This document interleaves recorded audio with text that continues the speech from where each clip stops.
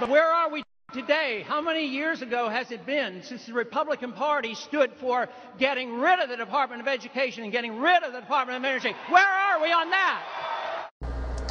The Department of Education really is, it's an administrative branch. They can decide what the tone of both these agencies are. The Department of Energy, if the president wants to use them constructively, he can.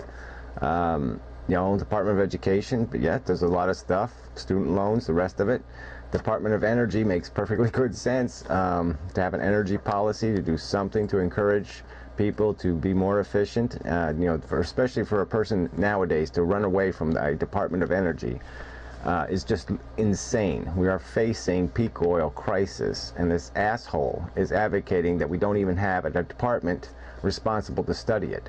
And as president, he would have complete control over who's going to be in that department and what their approach is going to be. Under Jimmy Carter, we were subsidizing insulation and alternative sources. You know, even photovoltaic cells got their boost from that.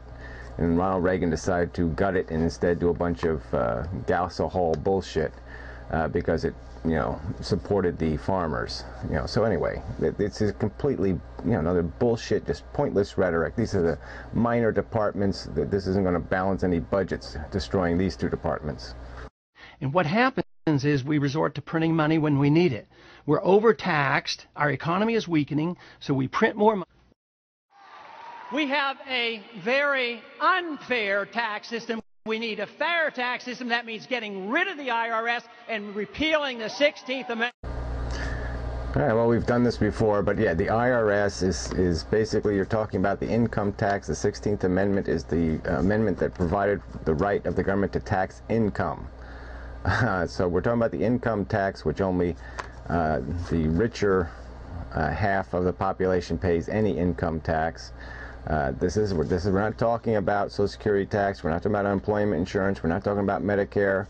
We're not talking about any of the taxes withheld, most of the taxes withheld. We're talking about income taxes, which the majority of working people do not pay.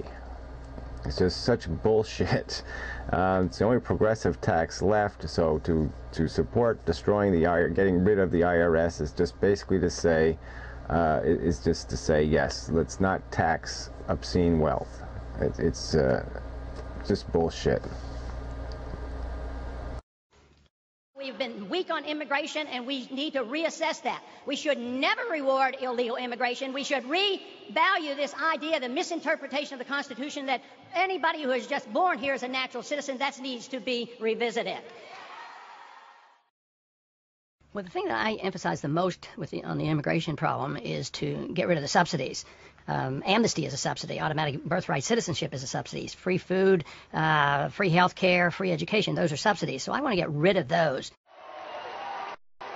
At the same time, we cannot solve the problem of immigration unless we address the subject of the welfare state. Welfare does not help our working conditions in this country. Disincentives for individuals not to work. At the same time, illegals come here, and if you're in a local community or a state, you're mandated by the federal government to provide free education and free medical care, and that's wrong. All right, so he says there's no birthright to citizenship. I don't know what that would mean. There's a birthright to inheritance, though. You can inherit all the money you want, but you can't be born a citizen, I guess, unless you're born to a citizen. But anyway, whatever the standard's going to be. And the idea that we're giving away a bunch of free food and free health care, I don't think this asshole has spent too many days homeless or on the street or poor, because, yeah, none of the stuff you get for free is very good. You get dead birds in a box to live in, you know, or a cot with a bunch of fleas in it.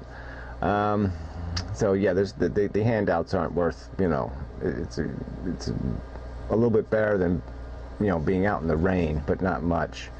This guy would abolish the minimum wage. He would abolish any standards for the dignity of human beings. Any minimum standards. Exploitation would be rampant. Let the monarchy rule as it should. He's an elitist, he's a racist, he's a fucking piece of shit, and so are you Ron Paullytards. You're just assholes.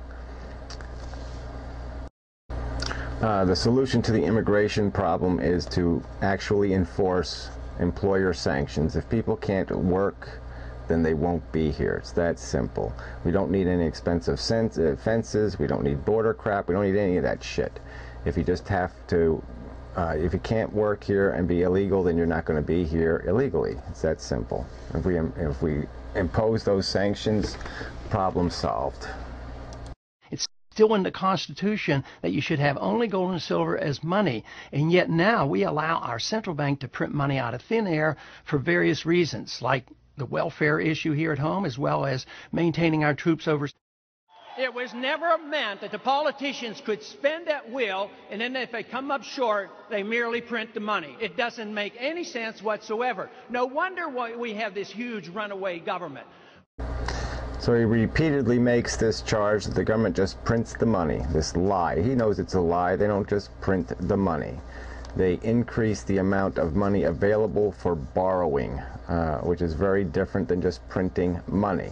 And especially very different when it comes to financing any programs like welfare or the Defense Department. That is financed all through borrowed money. That's what our deficit is made of. That's what that $9 trillion is. It's not fucking printed money. No, it's money we pay interest on every fucking year because we don't print it, because we avoid the inflation that would go with printing the money. So it's just idiotic. And the idea of going back to silver or gold coinage would be just idiotic, because both those commodities now have value. They have industrial purposes and value. And you know, they don't have just display value, and it would be idiotic, because it is a commodity that has value, and to have that value stored in, it would be just idiotic. It would it would be destructive to the economy to have it stored in a monetary currency. Just idiotic.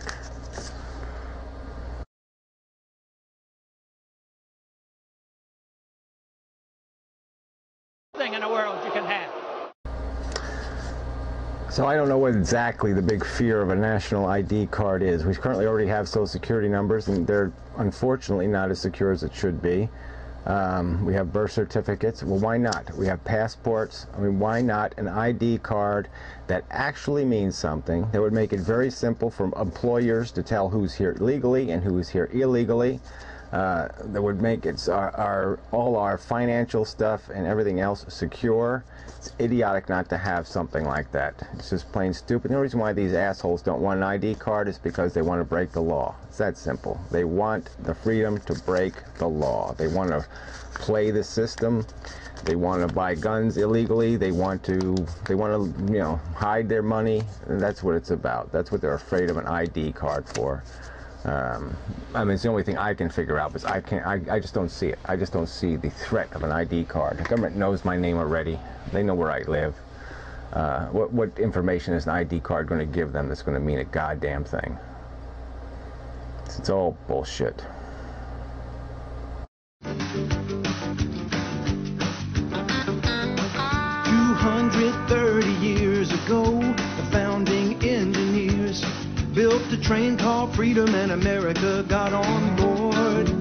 But a pocket full of bankers, well, they made that train jump track. Now we need a leader who can get us back on course. I am Inmendham, and I approved this message to the Ron Paullytards.